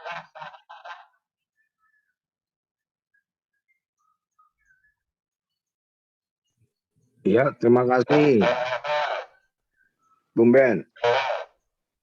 Ya. Panggung ini buat Bung Jeff, silakan. Saya agak terlambat tadi mengikutinya, maaf karena saya lagi di jalan tadi. Jadi kalau ya pada intinya sih tadi pemaparan itu, maaf sebentar saya kan. Jadi saya masih meraba-raba tapi ya mainkan aja kalau materi. Kalau Lampung ini kan tadi mengenai Lampung ya bicara ya. Kalau tidak salah ya. Bukan Bang. Jadi itu secara umum hanya kebetulan tadi ada singgung Lampung ya. Ya banyak bahan-bahan itu ada di Lampung tapi secara nasional. Di nasional itu. Ya. Ya kalau saya sih saya belum terlalu paham. Nanti silakan aja kalau memang ini terus jadi pembahasan menarik ya kita terus akan gali ya. Ini lagi pemikiran saya belum ada dulu nanggapin. Nanti ya terima kalau kasih ada. Minimal Anda udah bersuara, saya udah senang. Oke, sekarang tak kenal maka tak sayang, saya persilahkan waktu pada MS Rashid. Mohon komentarnya Pak Sobirin yang terhormat.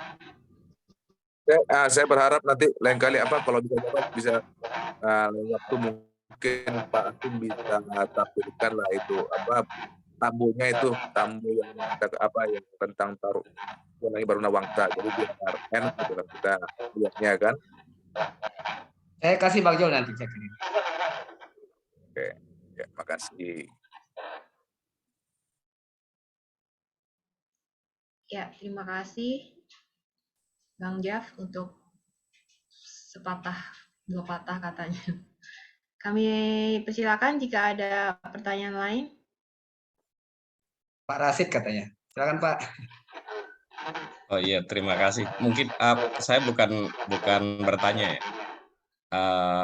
Terima kasih Pak Ben, terima kasih Bu Fani atau Mbak Fani ya. Terima kasih Mbak dan Bang Hashim Khan dan Pak Kurniawan atau Om Kurniawan yang memberikan materi pada kesempatan kali ini. Ketika tadi diungkapkan tentang naga Ra, ini sebenarnya menarik buat saya karena yang pertama-tama bukan hanya berhubungan dengan konsep negeri ini, tapi juga kemudian berhubungan dengan konsep negeri. Ya, artinya yang dipakai bukan Ra, tapi Ri, gitu. Bukan Dewa Ra yang berhubungan dengan itu, tapi dengan kata-kata Ri. Itu satu. Yang kedua, kalau kita menelusuri konsep naga, itu barangkali kalau dari catatan historis itu adanya adalah pada naskah-naskah Hindu yang berhubungan dengan cerita Garuda. Ini menarik kemudian karena konsepnya barangkali berlawanan dengan yang diceritakan oleh Bang Hashim.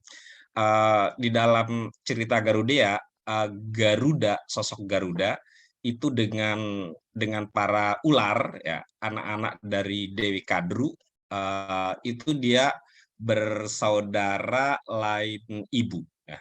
Dan kemudian ibu dari Garuda itu diperbudak oleh Dewi Kadru, ibunya dari para ular itu. Kemudian Garuda itu pada akhirnya adalah yang menaklukkan ular-ular, yang menaklukkan naga.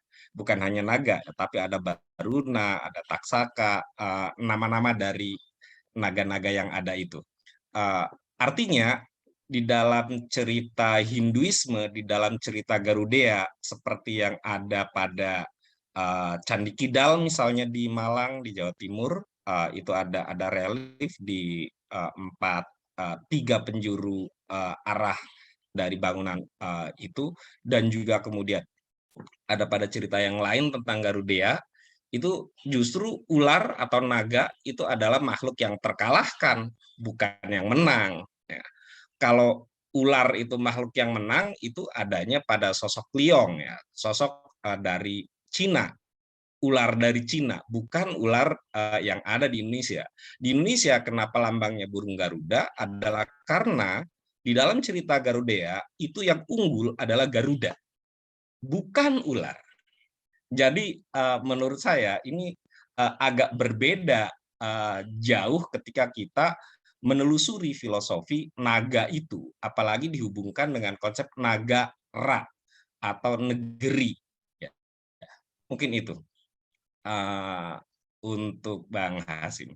Kalau untuk Om Kurniawan tadi, saya kira raja, apalagi kalau tadi ditulisnya itu pada bagian paling bawah ada tulisan untuk kalangan sendiri, ya, dalam aksara Arab bahasa Melayu ada tulisan itu. Raja itu memang ditulis untuk makna yang tertentu, dan saya kira tulisan itu bukan berasal dari dunia Arab, itu apalagi bahasanya banyak menggunakan bahasa Melayu, ya, selain ada kalimat la ilaha illallah Muhammad Rasulullah dan sebagainya tadi di gambar yang ditampilkan oleh Pak Kurniawan. Itu biasanya oleh para guru-guru tarekat yang berkembang di Indonesia yang membuat rajah atau dalam tanda petik azimat, gitu ya, yang bisa dia pegang atau yang bisa dia kalungkan atau yang bisa dia taruh di ikat pinggang supaya dia memperoleh kekuatan tertentu. Jadi menurut saya kalau azimat-azimat yang seperti itu, meskipun dia secara silsilah intelektualnya para mursyid itu menghubung-hubungkan dirinya dengan nabi, ya, hingga sampai ke misalnya Abdul Qadir Jailani, Al-Jilani, atau sampai dengan kemudian Nabi Muhammad, itu kira-kira itu menurut saya lebih banyak merupakan zimat-zimatnya itu rekayasa, bukan berasal dari Arabnya itu sendiri.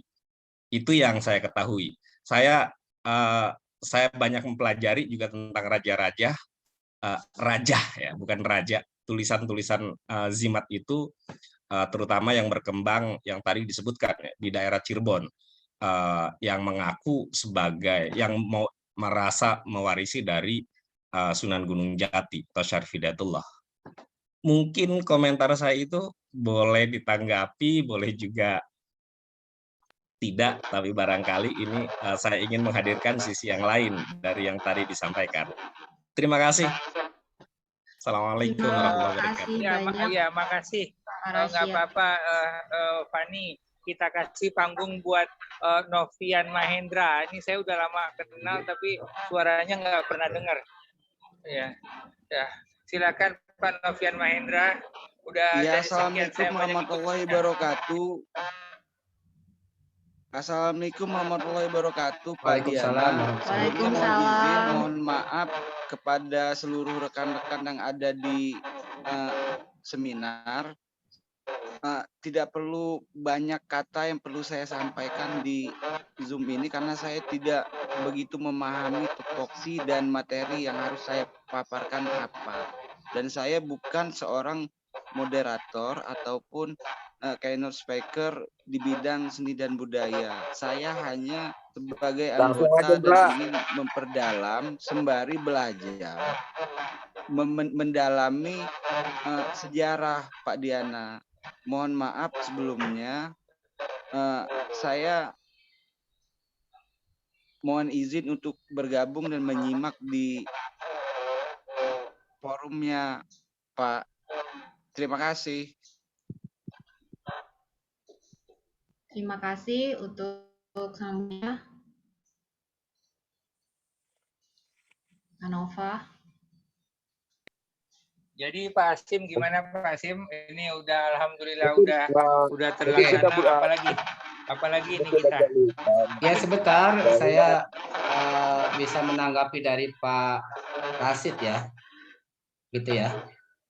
Wah ini luar Ya. biasa sekali Pak, tambahan keilmuannya ya. Kita di sini sama-sama belajar dan juga apa namanya sama-sama mencari ilmu pengetahuan di sini sama-sama Pak. Dan Bapak tadi memberikan apa ya yang luar biasa. Terutama ada istilah nagari juga ya, negeri ya gitu. Nah itu juga yang kebetulan saya belum pelajari Pak itu Pak. Mudah-mudahan dari seminar ini kita pelajari lagi apa hubungan negara dengan negeri. Kan? Mungkin itu untuk kedepannya kita sama-sama pelajari. Kemudian yang peradaban Hindu Pak, tadi saya baca ya bahwa justru peradaban Naga dan Ra ini sebelum ajaran Hindu Pak, jadi sebelum ajaran Hindu di Nusantara. Nah, kalaupun kemudian begitulah apa namanya bahwa Naga ini sebagai pemimpin ya Pak, sebagai apa namanya penguasa, sebagai lambang penguasa dan sekaligus ajaran. Adapun di dalam Hindu itu ada suatu apa namanya persaingan dan lain sebagainya. Mungkin kisah-kisah itu saya juga belum paham Pak, itu bagaimana bisa mereka membuat kisah-kisah yang ada gitu kan. Nah, mungkin Bapak sendiri Pak Rasid yang bisa menjelaskan itu. Tapi dari dua sisi ini kita alhamdulillah malam ini mendapat dua sisi yang berbeda yang menurut saya tidak perlu juga dipertentangkan, tinggal kita keyakinan kita masing-masing. Tapi kalau saya melihatnya dari segi positif Pak, dari segi positif, baik Hindu juga di mana ada peperangan, ada persaingan, itu juga saya lihat positif Pak. Jadi orang takut kalau bicara leluhur, wah ini leluhur saya perang sama ini, nanti dendam dan dari keluarganya dan sebagainya. Sebenarnya bahwa yang namanya sebuah peradaban besar atau kita pernah suatu ada kerajaan atau apa Pak waktu zaman itu, baik dari sebelum beragama Hindu dan beragama Hindu sampai ke zaman Islam, bahwa konsepnya bahwa kita itu yang pertama adalah pernah mengalahkan dan pernah dikalahkan. Itulah namanya kita pejuang ya kan, artinya manusia itu harus berjuang, harus bisa mempertahankan hidup di dunia ini, pernah mengalahkan dan pernah dikalahkan. Jadi kalau leluhur kita itu hanya diam saja di sebuah kebun atau sebuah negeri, tidak pernah perang, tidak pernah kalah, ya mungkin peradabannya ya semacam itu biasa saja. Artinya ketika ada peradaban Hindu memang banyak menceritakan terjadinya peperangan antara ini dan itu gitu kan. Menurut saya itu hal yang wajar dan bisa membuat peradaban itu lebih besar. Yang kedua, bahwa peradaban kita mempunyai produk budaya, Pak. Jadi tadi ketika diceritakan zaman Hindu juga ada istilah naga, ya, itu menjadi bagian dari produk budaya yang besar bahwa kita pernah mengalami suatu kebudayaan mempunyai peradaban yang besar. Jadi kalau saya sarannya untuk seminar kali ini adalah bahwa kita adalah bangsa yang besar, baik pernah dari sisi naga dan ra ini dari sisi yang positif ya, sebagai pemimpin masa lalu, kebesaran dan sebagainya, dan ajaran juga pernah terjadi suatu kebudayaan atau terjadi hubungan suatu kebudayaan, suatu komunikasi. Kalau menurut saya peperangan itu kan komunikasi.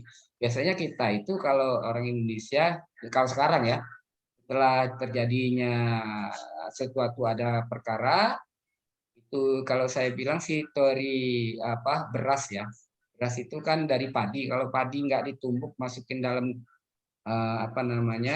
dalam suatu gilingan, maka tidak akan menjadi padi. Nah, tidak akan menjadi beras. Jadi disitulah maksud saya bahwa memang kita dalam kehidupan kadang-kadang ada suatu pergesekan di mana komunikasi kita memang kita perlu. Jadi kita saran-sarannya supaya itu menjadi hal yang positif. Mungkin gitu. Kalau Pak Kurniawan silakan Pak.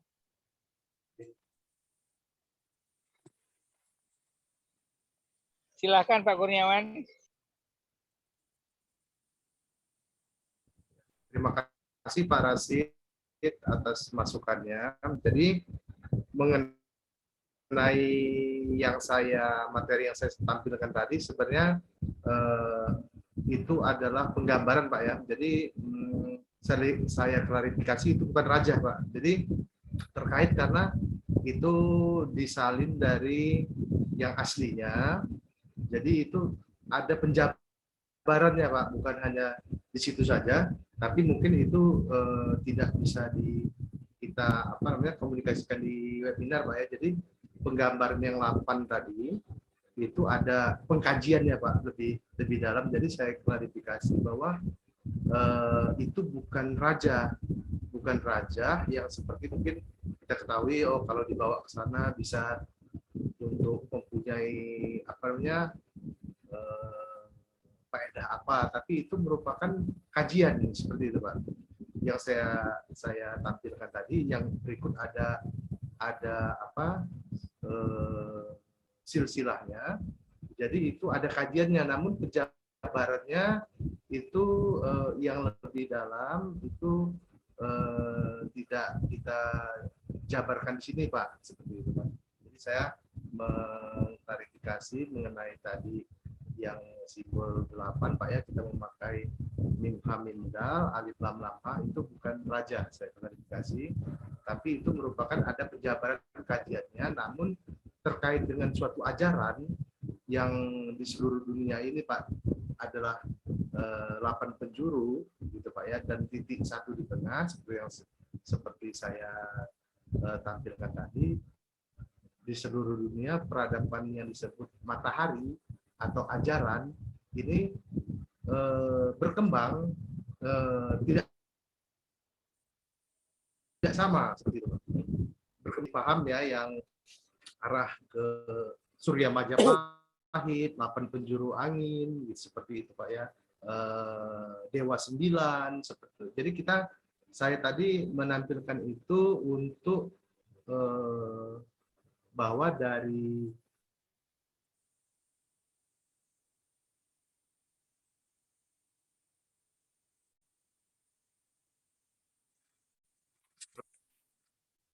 ya, jadi untuk menggambarkan tentang Ra ini adalah tentang suatu ajaran Pak ya. Ajaran ini ya tergantung dari keyakinan dan kepercayaan masing-masing. Namun dalam garis besarnya itu adalah yang selama ini dikatakan Ra itu adalah matahari. Matahari itu adalah cahaya. Tanpa cahaya kita akan gelap, seperti itu Pak. Jadi lebih ke arah ajaran, seperti itu Pak. Nah, mungkin itu Pak ya yang bisa saya klarifikasi. Terima kasih masukan dari Pak Rasid mengenai gambar tadi. Kalau untuk penjabarannya mungkin tidak bisa kita buka di webinar Pak ya, karena itu bisa bilang ke gambaran tadi itu. Ya. Terima kasih Pak Rasid. Oke, nggak apa-apa ya Pak Hasim dan kawan-kawan, ditutup dulu sama Mbak Fani, nanti di sesi kedua nanti nggak apa-apa. Silakan Mbak Fani, ditutup dulu Mbak Fani. Ya, terima kasih banyak untuk narasumber kami, Bapak Hashim Khan dan Bapak Kurniawan. Juga terima kasih untuk para pemirsa yang hadir yang sudah menyumbangkan pemikiran-pemikiran, saran-saran, pertanyaan. Kami selesaikan di sini sesi pertama, kemudian akan dilanjutkan oleh rekan kami sesi kedua. Terima kasih. Ya, silakan Bang Zul, ada yang mau dituliskan sama Pak Hasim, silakan. Iya, itu kalau boleh tadi gambar penjuru 8 8 mata angin tadi yang dari Pak siapa itu, kalau bisa di-share ulang dong. Yang dijelaskan tadi itu.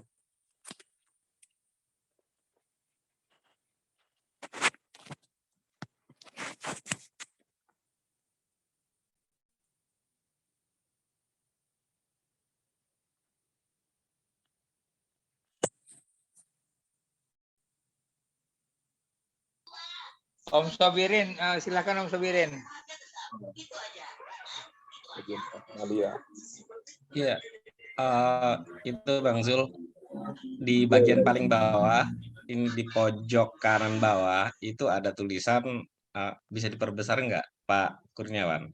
Itu ada untuk kalangan sendiri. Jadi biasanya memang ini kan untuk ya ini tulis yang pojok kanan bawah ini aksaranya aksara Arab tapi bahasanya bahasa Indonesia modern ya, untuk kalangan sendiri tulisannya begitu. Kemudian tadi dimulai dari, kalau dijelaskan itu dari titik tengah, kemudian ada tulisan di situ kudus, terus kodim, dan seterusnya sampai akhirat berputar 1, 2, 3, 4, 5, 6, 7, 8. Itu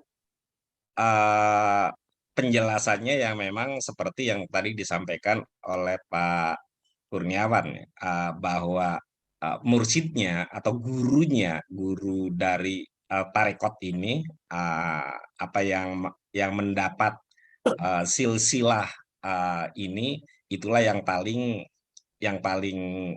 punya otoritatif untuk bisa menjelaskan itu. Tetapi yang paling penting pada lingkaran yang paling luar, ini ada tulisannya kecil, tulisannya adalah syahadat ya, 2 kalimat syahadat.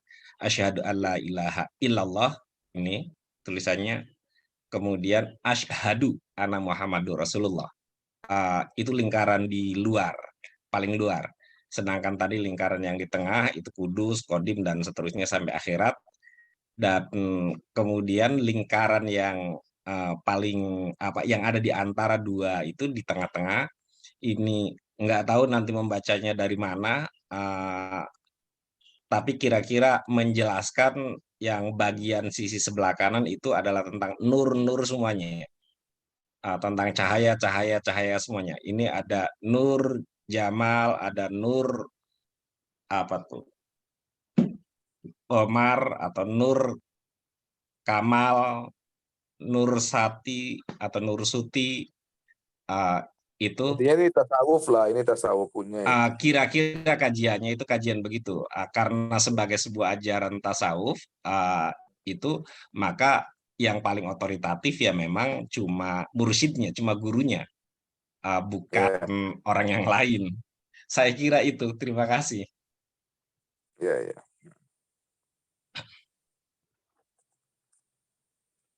Ya, kalau kita bahas tentang naga, ya dalam hadis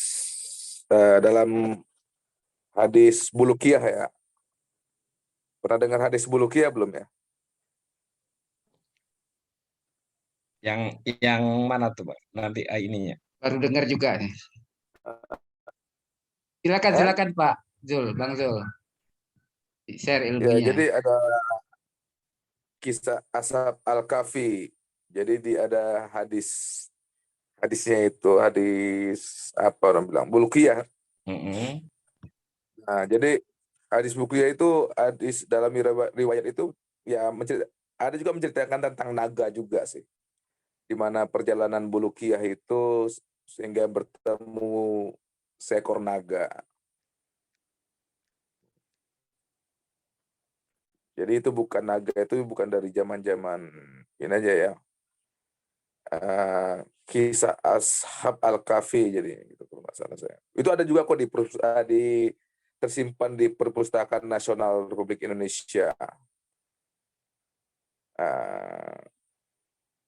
Naskah Arab. Terdapat 2 buah naskah berjudul Kisah Ashab Al-Kahfi Kisah penghuni gua dengan nomor koleksi 8. Kisah Bulukia dengan nomor koleksi 29. Nah, jadi di mana dalam kisah ini Bulukia ini dia bertemu seekor naga gitu loh. Di mana naga ini kepalanya di sisi kepalanya ada ular naga. Jadi dia ketemu ya, kalau saya mau ceritanya nggak enak lah. Jadi naga ini bukan hal sesuatu yang baru sih. Bukan hanya Nusantara mengenal naga, juga Arab juga sana mengenal naga, Cina juga mengenal naga, semuanya mengenal naga. Jadi simbol naga itu saya rasa bukan hanya Nusantara. Intinya itu aja. Cina punya naga, ya kan? Arab juga punya kisah naga. Indonesia punya kisah naga. Jadi naga itu yang milik semua lah. Intinya seperti itu. Gak milik kita sendiri. Ya, sangat setuju Bang Jul apa yang dibicarakan.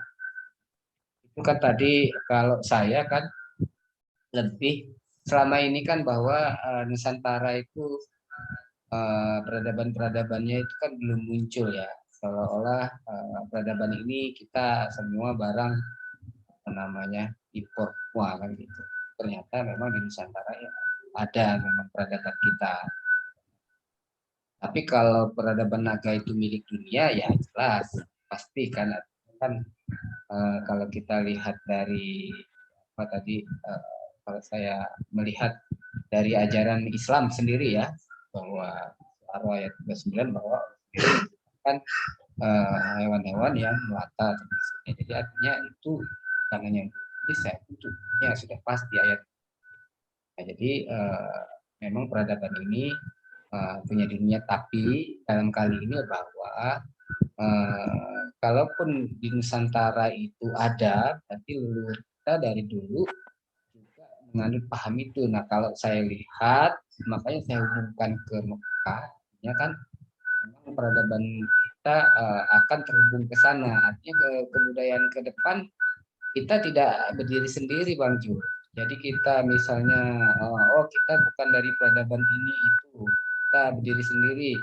Menurut saya perlu dikaji ulang kembali, gitu kan. Kalau kita sebenarnya semua terhubung, tinggal kalau menurut kepercayaan kita yang Islam ya, itu kita dari leluhur Nabi Adam dan seterusnya. Artinya kalau kita sekarang yang menjalankan syariat Islam dengan baik, dengan adanya sholat, puasa dan sebagainya, itu sangat baik ya.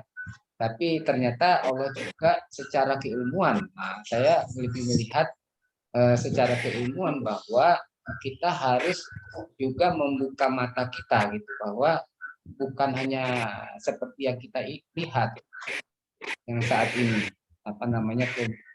suatu kebudayaan atau agama dan sebagainya itu perlu kita kaji lebih dalam dan lain sebagainya, sehingga dengan ilmu tadi kita kekayaan dan kekuasaan Allah ya, kita sebagai manusia harus lebih banyak bersyukur.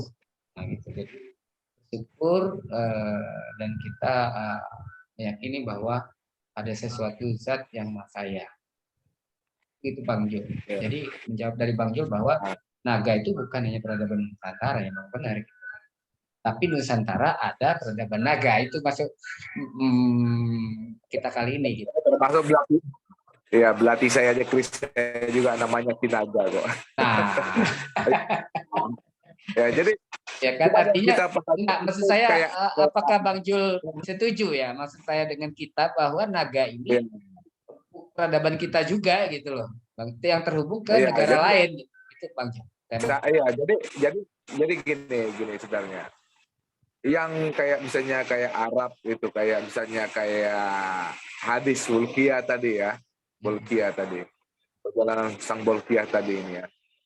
Yang jadi penasaran saya sebenarnya tuh di mana gitu loh. Naga, dia ketemu naga itu di mana, negeri mana dia ketemunya kan gitu, ya kan. Nah, Jadi perjalanan panjangnya bertemu seekor naga tadi, ular naga tadi itu sebenarnya di mana? Enggak, saya Wilayahnya? bertanya dulu Bang Jul. Itu Bulukiah itu di mana lokasi? Di Kalimantan kan? Ya? Di Kalimantan ya maksudnya. Bulukiah ini. Bukan. Jadi begini. Kalau yang dicerita di hadis, yang di hadis Bulukiah ini bukan tidak sama ya, berbeda dengan Raja Bulukiah ya, bukan Bulukiah Brunei, bukan. Jadi hadis Bulukiah ini, saya juga kaget nih baca hadis Bulukiah ini tadi. Namanya Bulukiah, kemudian dia melakukan perjalanan panjang sehingga dia bertemu naga. Itu saya sangat kaget gitu loh. Dengan kisah Raja Bulukiah ya, dengan Raja Bulukiah. Apa kok kisah Raja Bulukiah ini perjalanannya mengarungi samudra juga menggunakan perahu naga. Nah, jadi saya juga bingung nih, bukan bingung sih, jadi sedikit kok ini bisa cocologi nih kan gitu kan, ini jangan cocologi mungkin gitu. Di sini ada hadis tentang Bulukiah dan di kita juga ada kisah tentang Raja Bulukiah. Nah seperti itu. Jadi apa hubungannya dengan hadis Bulukiah tadi dengan Raja Bulukiah? Sebenarnya itu pertanyaan masih kajian saya sendiri sih, karena kisahnya ini sangat menarik gitu loh, buat saya sangat menarik.